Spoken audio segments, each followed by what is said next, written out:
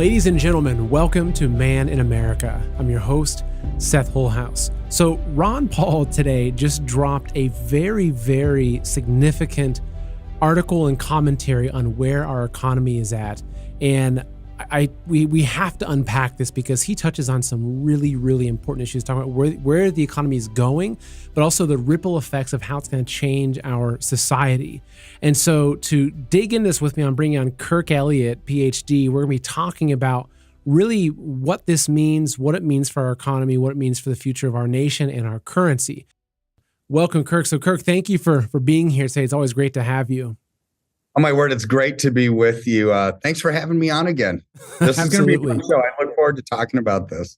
Yeah, what's good because, it's funny because a couple of years ago, I was never someone that followed global finance very much. But now I see that it's tied into everything. You can't look at geopolitics. You can't look at what's happening with China or Russia. You can't look at what's happening with Biden without understanding what's happening with the global economy and the global financial systems. And so I think that it's kind of like how Martin Armstrong uses the financial models to predict war, rise and fall of society. To me, it's almost like a as close as we get to kind of having, reading the tea leaves of understanding what's coming in the future by looking at what's happening economically. No, I agree, because there's certain things like when we're looking even at reports that come out every week, right? Some of them are leading indicators of what we're expecting in the economy moving forward. Some of them just look at the past, but yeah, whenever we can get like what the Fed is doing today, right? And raising rates, they raised rates another 0.5 point, right? So when you look at that kind of stuff, it's like, well, okay, that's today, but moving forward, what does that mean? It means they are going to have these higher rates, which keep compounding on top of each other. People are going to spend less. They're going to be living even closer to the margin every month. And so as we start to see some of this stuff unravel, what comes with it is a lot of mayhem and really economic imbalances that are going to be difficult to overcome. And it reminds me, Seth, of the late 70s. All over again, which led to the high interest rates in the 80s to slow down the inflation train, the eruptions that caused, the global economic slowdown, because in today's world, everything's interconnected, right? We've got this globalized economy, and what happens here is going to impact Germany. What happens in Germany is going to impact Brazil and in Japan and everything else. So these things that we're talking about are incredibly important. Oh, absolutely. So how about, I'm going to go ahead and bring up the article, and I tried to highlight the key parts of it, but it was like the entire thing is key. So I'm going to read through this. So, bear with me because it's not too long an article. Maybe it's, 6 or 7 paragraphs, but this is such an important and dense article. So this is the article. Now, it was published through Ron Paul's Institute for Peace and Prosperity, but then Zero Hedge republished. And this is their top article on their website. So okay. So Ron Paul, the mother of all economic crises, will lead to social unrest and violence. So he says, Nouriel Roubini, a former advisor to the International Monetary Fund and member of President Clinton's Council of Economic Advisors, was one of the few mainstream economists to predict the collapse of the housing bubble. Now, Roubini is warning that the staggering amounts of debt held by individuals, businesses, and the government will soon lead to, quote, the mother of all economic crises. Roubini probably blames the creation of a debt-based economy on the near or at zero interest rate and quantitative easing policies pursued by the Federal Reserve and other central banks. The inevitable result of the zero interest and quantitative easing policies is price inflation wreaking havoc on the American people. The Fed has been trying to eliminate price inflation with a series of interest rate increases. So far, these rate increases have not significantly reduced price inflation. This is because rates remain at historic lows. Yet the rate increases have had negative economic effects, including a decline in the demand for new homes. Increasing interest rates make it impossible for many middle and working class Americans to afford a monthly mortgage payment for even a relatively inexpensive home. The main reason the Fed cannot raise rates to anywhere near why they would be in a anywhere near what they would be in a free market is the effect it would have on the federal government's ability to manage its debt. So this is a really key point here he's making. Okay. He says, according to the Congressional Budget Office, interest on the national debt is already on track to consume 40% of the federal budget by 2052 and will surpass defense spending by 2029. A small interest rate increase can raise yearly federal debt interest rate payments by many billions of dollars, increasing the amount of federal budget devoted to solely servicing the debt. The federal government's fiscal picture is made worse by the fact that the Social Security Trust Fund will begin to run deficits by 2035, while the Medicare Trust Fund will run deficits by 2028. The looming bankruptcy of the two major entitlement programs, combined with the unwillingness of most in Congress to reduce either welfare or warfare spending, puts the Fed in a bind. If it raises rates to the levels needed to really combat price inflation, the increase in interest payments will impose hardships on individuals and businesses, as well as raise federal interest payments to unsustainable levels. This will cause a major economic crisis, including a government default on its debt, causing a rejection of the dollar's world reserve currency status. Also, if the Fed continues to facilitate federal deficits by monetizing the debt, the result will be an economic crisis caused by a collapse in the dollar's value and a rejection of the dollar's world reserve status. There's one more paragraph down here. The crisis will lead to social unrest and violence, as well as increased popularity of authoritarian movements on both left and the right. This will lead government crackdowns on civil liberties and increase government control of our economy. The only bright spot is this crisis will also fuel interest in the idea of liberty and could even help bring about a return to a limited constitutional government, free markets, individual liberty, and a foreign policy of peaceful trade with all. Those of us who know the truth have two responsibilities. The first is to make the unnecessary plans to ensure our families can survive the forthcoming turmoil. The second is to do all we can to introduce as many people as possible to the ideas of liberty. So it's a lot to unpack there. I guess I'll kind of jump in. So am I correct in kind of piecing this together? Because again, as I mentioned, I haven't been studying, finance and, the big economy stuff most of my adult life. Really, it's really been the past 5 years I've really taken much more of an interest in it. And so the picture I'm getting here is that we know that the government and the Fed, they keep printing more and more money, and that money gets loaned to our government. It's like, okay, well, how are we spending all this money on Ukraine, all this money on welfare programs? It has to come from somewhere. But that debt that the government holds, right, that we've borrowed, has an interest rate. And so when interest rates are near zero, it means that we can keep printing unlimited money, because it's almost like you have a credit card with no limit and no interest rate. So it's literally free money for infinity. But now that the inflation's got away from the rising of the amount of money in the system, through the nonstop printing, typically, like you mentioned at the beginning of the show, they had to really jack up interest rates to bring down inflation, right? To kind of take control of that. Whereas now, what they're saying is that basically, if they raise interest rates too much, it's literally going to collapse governments and collapse currencies, because the U.S. government won't be able to service the debt. And they're saying that by 2059, I think it'll be 40% of the federal budget will just be paying out interest rates. So this is, I don't know, I found this article to be really, really enlightening, but is it really this kind of damned if you do, damned if you don't situation that we're in? It is. So, okay. So you look at our federal debt right now, it's about 32 trillion, right? So what is the interest? You can just look at the federal budget of the United States, go to summary table S2, and what is the net interest that we're paying? It's about $400 billion a year. So that's at about 2.08% interest is what we're paying on our national debt, right? So now let's just say that was earlier in the year. Interest rates have gone from the federal funds rate 0 to 0.25%, like you said, close to zero, right? The money was about free, or at 2.08%. But now the federal funds rate, as of today, is about 4.5% because the Fed just raised rates another 0.5 point. So look at that increase that we've seen in interest rates over the last 11 months, right? It's been astronomical, which has made mortgage rates more than double over that time span, right? So what does that mean for the federal government? Well, what used to be 400 billion, if rates double, goes to 800 billion. Well, what if rates go from 2% to 4% and 4% to 6%?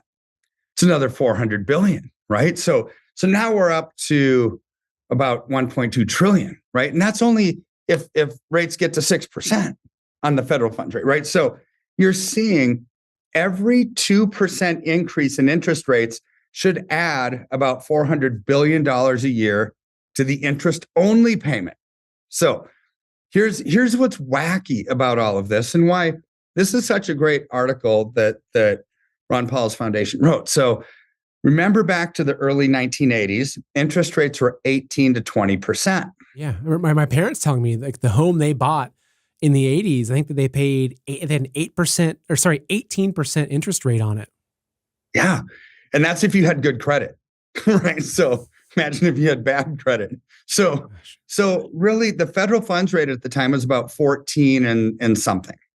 So if we get back to those times again, which I don't see why we wouldn't, Seth. I mean, this article is about the mother of all debt crises, right? Well, we saw in 2009, we saw in 2000, we saw some pretty extreme type conditions, right? But yet not as bad as what we're seeing today. We saw in the late 70s stagflation that led to 18% interest rate on a 30-year mortgage. This is worse than what we had back then, right? So here's where, as we look at this, what if we were to get back to 18 to 20% interest? That article said we're fastly approaching 40% of our federal revenues could be towards debt service. Well, if we get to 18 to 20%, it's more than 100% of everything that we bring in just tax revenues, just on interest payments. What about defense? What about welfare and entitlement programs? What about infrastructure? What about education? I mean, you could add up all these what about?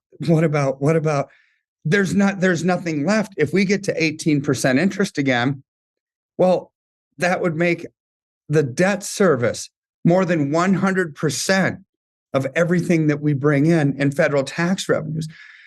See, this is where debt is the Achilles heel of any economy. And we've got it at the consumer level, the municipal level, the state level, the federal level, the corporate level, everything. We're in debt up to our eyeballs. The stock market is where it's at today because of debt. It was debt stimulus that's kept it propped up. The bond market is all debt from the jump. That's what it is. It's issuance of debt. So when we're seeing this stuff play out, it's truly a dire situation, because once you start paying people entitlements, benefits, it's very difficult to take it back. Oh, yeah. Yeah. Why? Because they become accustomed to it. If you take it back, who makes the policies? Politicians. If a politician takes something away that they've already given, they're not going to get voted for again, right? So there's this reluctance for politicians to ever take anything away once it's been given. But so what do? They just don't take it away. They just go to the printing press to keep printing their way out of it, which makes the inflation scenario even worse. So here's the issue, Seth. We've got municipal governments, state governments, the federal government, individuals, corporate America, everybody's in debt up to its eyeballs, right? So when you raise rates to slow down the inflation that they're creating by printing money out of thin air, it actually amplifies the problem. It doesn't fix it, right? So as rates continue to increase, that debt service just on the federal debt ultimately will become, if we get to 18% again, gets to a point where it's like, oh my word, we're at 100% of everything we bring in goes just towards debt service. You can't run the country on zero. Right. That's kind of like the definition of bankrupt. It's almost like, let's just say I went and got a credit card and I put on $100,000 on that credit card, and say I make $100,000 a year, hypothetically. Okay, so I borrow. So maybe the first year, the credit card, I'm like, I'm paying 10%. So I'm paying, $10,000 a year to service that credit card. But it's almost like getting to a point where my annual payment for the credit card is, say, $150,000. Yet I've only borrowed $100,000 on the actual credit card, and so the annual is more than my salary. So it's like the only option is A, I can try to maybe get more credit. So say, okay, well, let's increase a credit card to $200,000, right? B, I can try to make more money, but you can't create more federal budget out of thin air, right?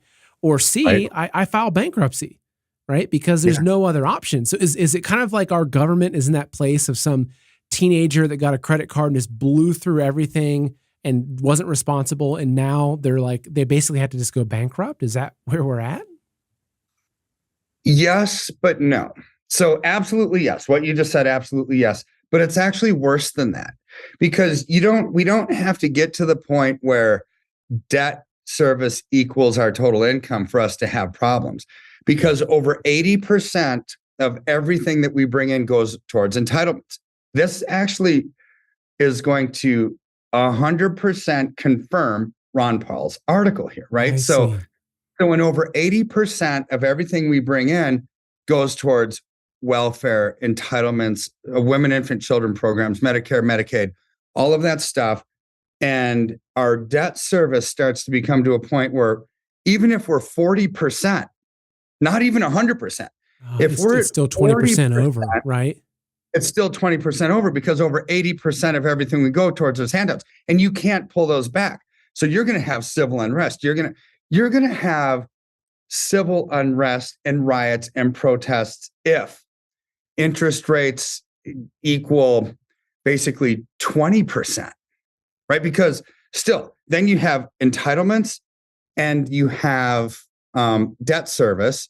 Well, what about the defense? Oh, what about infrastructure? What about roads? What about police? What about, it's like, oh my word. So really, we're at this point of critical mass already that's unsustainable. It doesn't have to get very far for this to happen, what Ron Paul was talking about. But you okay. So you add to that, we're just talking about the debt side. What about the income side, right? What about people are making less? So I just read a report 3 or 4 days ago that inflation is 7.1%, right?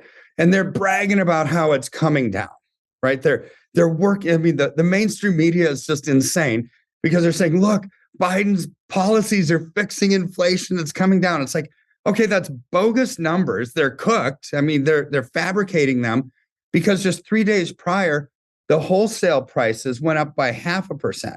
So let's play out this math. It doesn't work. So if the cost of manufacturing something went up 0.5%, well, then the cost of retail should go up 0.5% too, because are retailers just going to squeeze their margins and not make any money? No, it's going to go up with it. So one of these numbers is wrong.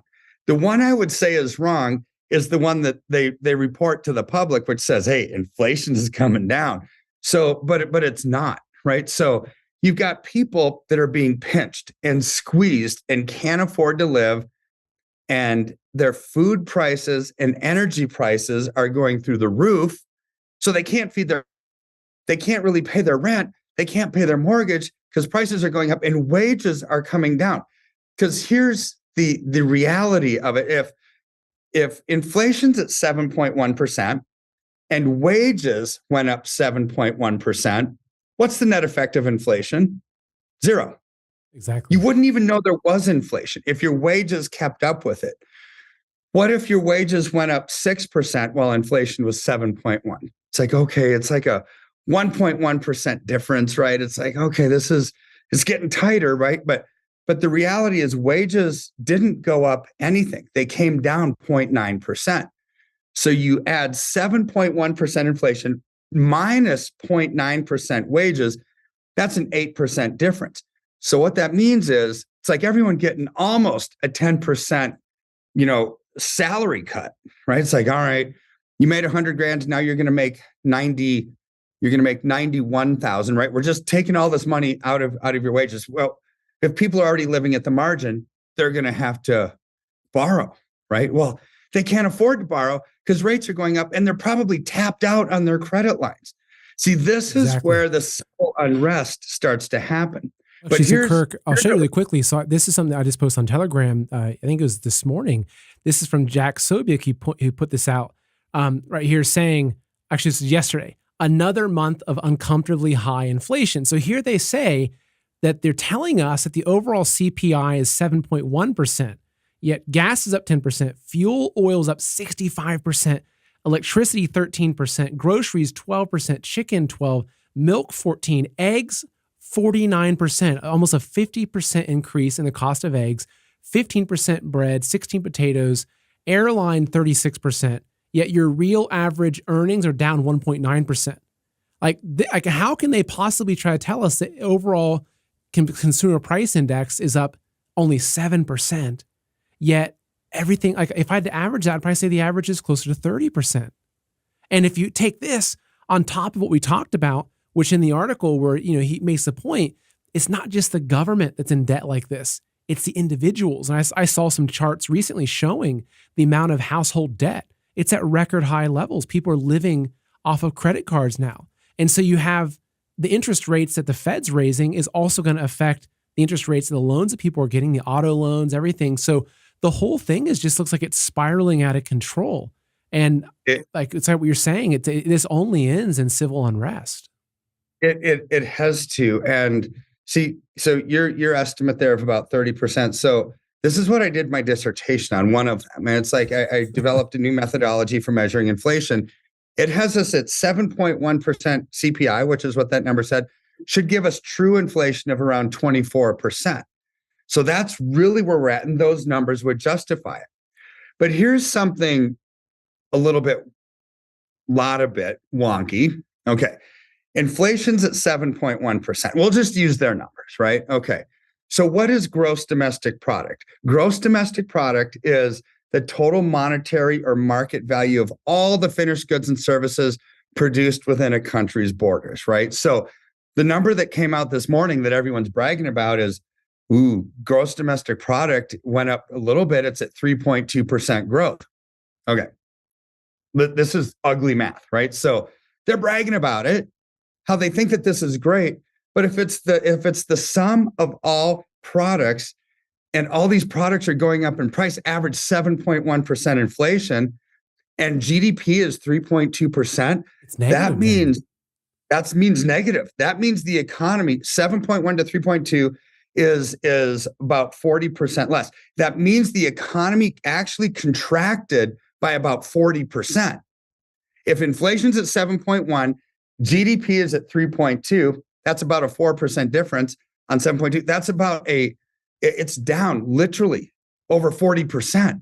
See, if you wanted GDP to actually measure something that's real, it would have to grow as much as inflation if it's the sum total of all finished goods, right? And inflation 7.1%. Something is really, really wrong with our economy. And then when you add the debt to that, when you add the prices of all those things together and people are living at the margin, there will be civil unrest. And then so you add in the BRICS nations, you add in China and Russia. That's a whole, like, even if they weren't coming after us economically, which with a very open plan to collapse our dollar and to collapse the Western financial system because it was weaponized against Russia for Ukraine, right? And this is also part of a longer term plan for them anyway. Even without them interfering, we're already spiraling out of control. And to me, it looks like something that's impossible to fix.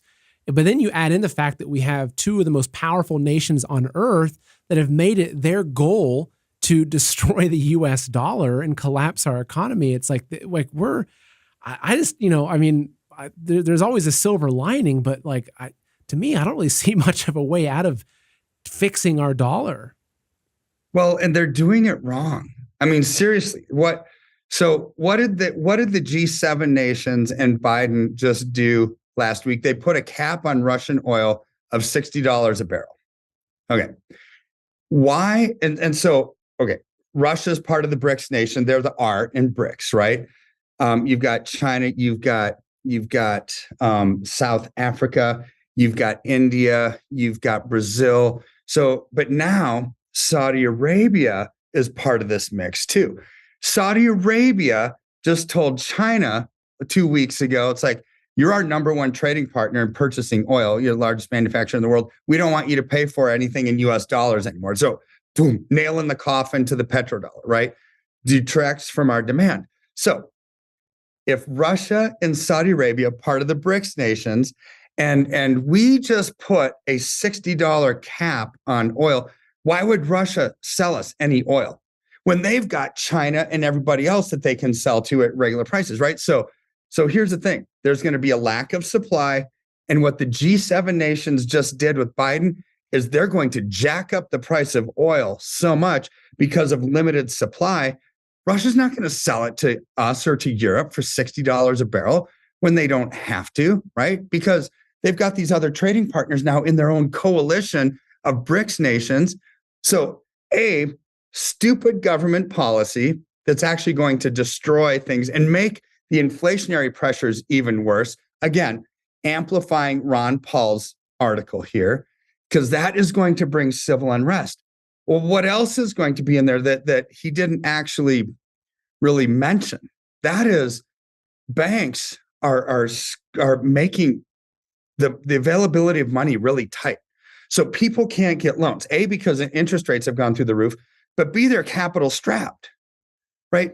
This is all a function of what the Fed did last July, when they took $2.5 trillion with a reverse repo mechanism, meaning they took $2.5 trillion of liquidity out of the US banking system. So banks no longer have capital. What else did they do? They put a 0% reserve requirement on. So normally, if you have a deposit at, call it any bank, let's call it Chase. Could be any bank though. You put $100 in your checking account, they lend out 90 of it if it's a 10% reserve requirement and there's only $10 left on hand. And they figure, okay, this is okay. Not everyone's coming in to get their money all at once anyways.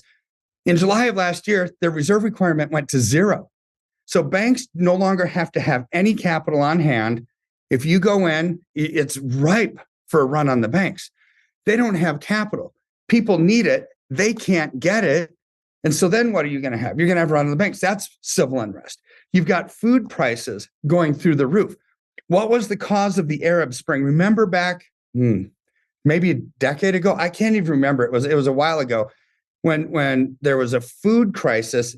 Foodflation went through the roof, and being hangry is a real thing, right? So you had all these terrorist nations that were starting to go haywire, and there were uprisings all over the world. And the Arab Spring was a function, the byproduct of foodflation, right? We've got that.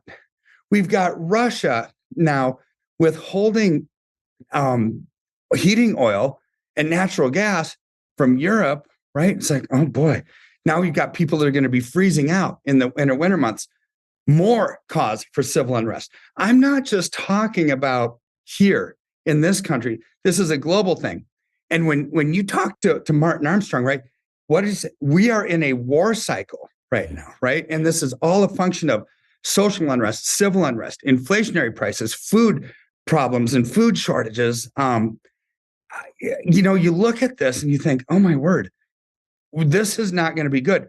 But this all started from our conversation of the national debt and interest rates squeezing us out of being able to use the money for anything else, right? And so you look at it on the outset and it's like, this does not look good. But how can I have a smile on my face, right? How? Yeah. Well, and I want to get to that. I want to bring up the article one more time because let's see, make sure if I have it here. I'll certainly pull it up really quickly. Go ahead and tell us why you're smiling while I pull the article back up. Oh, so for every crisis, there's an opportunity, right? You just have to know where to look, right? So we've got, okay, we're going to play this out in two separate ways. Let's look at what the enemy camp is wanting to do, the globalists, right? So you've got the banking system that's in turmoil. You've got all these inflationary pressures, higher interest rates, potential social disarray. So what are they doing, right? So I want to read you a quote from Jerome Powell. I mean, he just said this. So he said, there is no sense that inflation is coming down. Okay. He just said it. There's no sense that inflation is coming down. This despite 8 months of aggressive interest rate hikes and quantitative tightening. So what he's saying is, even though we've been raising rates to slow down inflation, it's not coming down. So therefore, we're going to stay the course until the job is done. Meaning they're going to keep raising rates indefinitely until inflation goes away. Okay, here's where it gets a little bit weird. What is inflation? Inflation is simply too much money chasing too few goods, right? They're printing all this money and it devalues it. And so it takes more of that devalued currency to buy anything. So what the tools that the Fed has to fight inflation are raise the interest rates or decrease the money supply. Those are the two tools that they have. They're not going to decrease the money supply because they need stimulus money to fund everything because they have so much stuff that they want to pay for. And if you lower interest rates, it's going to bring inflation back. You raise interest rates too much, it's going to kill the economy, right? So they're pretending to fix inflation by raising rates. However, here's the big however. They're talking about in economics, you have demand and supply, right? So what the Fed does is on the demand side of the equation, the demand for money. You make a lot of it or you have a little bit of it. Inflation comes mostly from food and energy. That's on the supply side. So they don't have tools to impact the supply side. Why do we have lack of supply? Why do we have supply chain disruptions? That comes from a couple years of COVID and people not working. And some war happening somewhere, right? You start to connect some of these dots. This goes way back, I think, to COVID, ruining the supply chain. Inventories are lacking. Stuff isn't available. Can't manufacture microchips, all this stuff. Now you've got a monetary crisis and their banks have no liquidity. All of this is working together towards what? Central bank digital currency that we're seeing right now. It's like, things are so bad. We've got these crises. We've got civil unrest. We've got social unrest, everything that Ron Paul's talking about. How about we just shut everything down for a few days, come back, let's bring in central bank digital currency, right? So I'm just playing out a potential story, right? Because I don't see how these dots can connect any other way. So what is China doing? Okay. China already has, well, in India, they already have central bank digital currency. China's been testing it since the Olympics. And what did they just say? They just said they want to have central bank digital currency that's backed by gold. Okay. Don't let that trick you, right? Just because it's backed by gold doesn't mean CBDC is backed by gold is a good thing, because central bank digital currency is all about reducing people's freedom. It's about taking away privacy out of every transaction. It's all about people control. But they're enticing people into their system by saying our currency is backed by gold, because all else being equal, let's say that you and I are investors, which we are, and we wanted to invest in a currency. Would you want to invest in the US dollar or the British pound? This is fiat-based currency where all you have to do is press the button on the printing press and prints more of it and it's worthless? No. How about a currency that's backed by gold? It's like, ooh, that sounds enticing. That sounds amazing, right? It does, unless it's a central bank digital currency, because all they're doing is dangling this carrot out there saying, hey, invest in our currency, invest in our currency. It's backed by gold, which is ultimately a great thing until you're pulling people into a system where everything is tracked. There is no privacy, right? And then it can shut off your ability to buy or sell at the flip of a switch because there's clarity of all those transactions. See what Russia and China and the BRICS nations are doing. And to validate that, you've got Kazakhstan, Uzbekistan, United Arab Emirates. A lot of these Central Asian countries are buying gold, not by the ounce, not by the pound, by the ton. Yeah. Literally, they're buying gold by the ton. And to what end? Are they part of the BRICS nations? I would say no, not yet. but they're right along that Central Asian corridor, and they will be. That is my guess. They're agriculture producing nations, oil producing nations. Their central banks are buying gold by the ton. They're going into the BRICS nations, and they are trying to dominate the Western financial system in London and in New York, and they're doing a really good job at it, Seth. And I hate to say that, because I don't want them to win. I want us to win. But you know what they're doing is they're killing a financial system that needs to be killed, right? Yeah. And we need sound currency. We need sound money. We need tangible back money. They're doing it well. We are not. Yeah. So here's how I see this playing out. They're going to take a lot of demand away from the US dollar, away from the European Union, away from the euro, right? Because they have a currency that's backed by gold. Then what are they forcing us to do is print without discretion to inflate or die. And how are they going to try to slow down that inflation? By raising rates. Because what Jerome Powell just said is inflation is the worst thing facing America, and we're going to keep raising rates until it goes away. But their exact policies are creating inflation. I don't see this ending very well in the near future. So why am I smiling? What's China doing? What is Kazakhstan, Uzbekistan, United Arab Emirates? What are the billionaires doing? They're buying gold, right? They're buying a tangible asset that goes up with inflation. You know what? So are we. Because in the last 13 weeks, basically 3 months, silver is now up 35.8%. Incredible. In 3 months. It's amazing. That's why I can have a smile on my face, because you can protect yourself against all this nonsense. And it's funny because I want to bring that up in the article. It seems like there is this silver lining in what he's saying here, where he says the only bright spot is that this crisis will also fuel interest in the ideas of liberty and could even help bring about a return to a limited constitutional government, free markets, individual liberty, and a foreign policy of peaceful trade at all. With all those of us who know the truth have two responsibilities. The first is to make the necessary plans to ensure our families can survive the forthcoming turmoil. The second is to basically spread this information. And so this is why that sentence right there, make the necessary plans to ensure our families can survive the forthcoming turmoil. That's why for me, prepping is a big thing.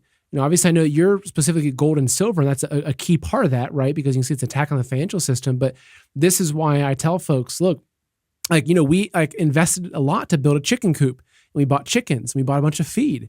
Well, because I knew the egg prices are going to keep going up, right? And so now my eggs are costing me almost nothing compared to what people are paying. And I've got free range organic chickens. They're very happy chickens, right? They give us beautiful eggs.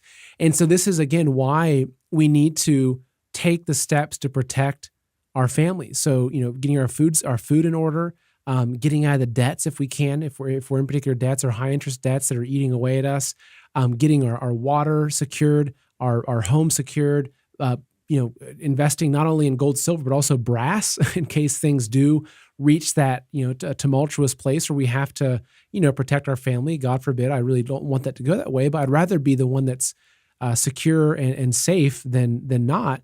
And because this is where we're at in history. And that's the thing is when I take a step back and I look at this entire narrative, and you look at the narrative of the conversation you and I just had, like, to me, there's no undoing this. Like, this system has to collapse. It has to fail, and something new will have to emerge on the other side. I couldn't agree more. And never let a good crisis go to waste, right? So they're using this crisis to actually bring in something that literally 6 months ago, nobody would have wanted. Still, probably nobody wants it now. But when everything collapses, it's like, ooh, that sounds like a good idea. Just bring us back prosperity, bring us back safety, bring us back financial peace, bring us back lower prices. We need food. We need energy. I mean, when people are either faced with tyranny, they have tyranny, right? They will give up their peace. They will give up their freedoms in exchange for peace and security when they have tyranny, right? So it's like, but boy, what comes with that when they give up their freedoms is even more tyranny. Exactly. Right. That's always how it works. it's like this, what they think that they want, they don't really want. But yet things are going to get so bad that people will be willing to give up their freedoms in exchange for anything. This is how Hitler got elected. Hitler, one of the worst dictators in the history of the world, didn't hold a gun to people's heads and say, vote for me or else. He just said, hey, I'm bringing hope and change. We're going to fix this hyperinflation in Weimar Republic, Germany. We're going to get us out of this and vote for me. It's like, oh, okay. Well, how are you going to do it? I'll show you later. Right. I mean, they just voted for him. Yeah. So Kirk, I was saying, are you seeing with this shift happening? I know we're kind of towards the end here, and we always go over our original estimates, which is always probably a good sign. Yeah. Are you seeing a lot more individuals and families and people that you work with shifting their money away from the dollar-based currency system, away from the stock market, away from IRAs, into precious metals and silver and gold? I've been doing this for 27 years, Seth. I have never seen this kind of activity, ever. I mean, 2022 was the busiest year ever. As people are seeing the writing on the wall, they're feeling it, right? They're not just seeing it, but they're feeling it in their wallets. They're sensing that something is wrong. And it could be that, you've got political turmoil, you've got everybody that's hating everybody else for breathing wrong or whatever. I mean, literally very polarized nation. You've got things that people used to put their faith and trust in. Stock market down 29%. Oh, cryptocurrency, the new stock market, right? Oh, the second largest exchange in the world just went belly up, and it turned out to be the biggest Ponzi scheme in the history of the world, right? So people are losing faith and confidence in things. They're wanting something that's real. They're wanting truth. They're seeking transparency and accountability. That's what precious metals bring to the table. And not only asset preservation and safety, but seriously, massive growth. And so as we see this unfolding, as busy as we've been in 2022, 2023, I think is going to blow the roof off the place. I think as things continue to unravel, energy prices go through the roof, gold and silver go through the roof, stock market continues to come down, the bond market will get shellacked as interest rates continue to rise, because that's what Jerome Powell said that they were going to do. Real estate is going to hit the skids because interest rates keep going up. I see next year as being even more busy than this year was. And this is the busiest year I've seen in almost 3 decades. Which, that's encouraging to me, because that's the same message I'm hearing across all of the various areas of prepping, whether it's people buying satellite phones, people that are, buying seeds for gardening, people that are learning how to garden, people that are moving out to the country, getting chickens, getting generators. I talked to Winco recently. They produce these PTO generators that you can power a generator from your diesel tractor, and just got one for myself, so as our backup source for electricity. And they've never seen orders like this. So what it tells me is that there's a lot of Americans, and obviously people around the world, but in America, there's a lot of people that see what's coming, and they're saying, you know what, I'm going to weather this storm. I'm going to protect my family. And they're taking action. So that's encouraging to me, because if you told me that with all this going on, that 2022 is a pretty slow year, I would say, you know what, I'm quite worried about the future of our nation. But considering the fact that so many people are taking action, it gives me hope. There's a lot of people that are working to protect themselves and insulate themselves from these attacks from the globalists. So Kirk, if someone wants to work with you or have a free consultation, what's the best way to do that? Call us, 720-605-3900. That's 720-605-3900. Just say that Seth sent you over, right? Or you have a link that we put together for your show too, where they can Gold with Seth. Yep, goldwithseth.com. So it's goldwithseth.com. Both those places will take you through to Kirk and his team. So, and seriously, what you get then, because I like to, set people's expectations, sure, right? Yeah. Yep. Yeah. So you'll talk to one of my amazing client concierge team. They'll ask you a few questions, why you called in. You'll get set up with either myself or one of my amazing team of advisors. And it's a free consultation. We'll hear what you need. We want to hear your dreams, your aspirations, your goals, what you're trying to accomplish. And for pretty much everybody, it's, I want to protect and preserve everything I've worked so hard my whole life to accumulate, from stupid government policies that we can't control, right? And I want to take advantage of the growth in silver. We can accomplish both. So then we'll have a meeting with you. We'll work on some asset transfers, get the money that you have worked your whole life out of the path of this hurricane to safe ground. And that's where our journey together begins, right? Because we want lifetime relationship with our clients, right? So we'll hold your hand through this economy, let you know when it's time to buy, sell, reallocate, get out of Dodge, do whatever needs to be done. That's what we do, right? And so the first step is that leap of faith, saying, I don't know this Dr. Kirk guy, but Seth likes him, right? So take that leap of faith and give us a call. And we'll take you through the steps. And if you don't like it, then don't do anything. It's just a free consultation, right? But here's where we are helping literally, Seth, thousands of people a year. And it's just incredible. The amount of people, one person at a time, that we're getting out of harm's way and restoring that hope, because hope deferred makes a heart sick, right? And when we can actually be in the right place at the right time, we minimize our risk and maximize our return.